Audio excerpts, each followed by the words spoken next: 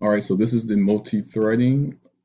Let me pull this back up. This is the multi-threading. So basically, you get the host the port. You create the socket first. Importantly, you bind it, and then you're gonna wait for connections. This is listening and waiting for five. That's what the s dot listen is.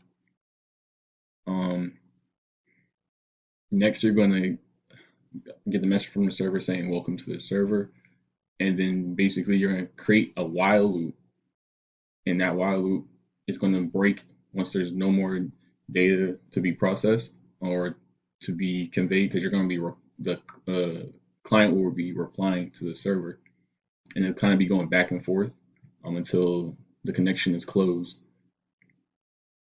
And then also on the server end, it will count the amount of clients, and I just called it thread count in this situation. So it's a count to see how many clients have joined.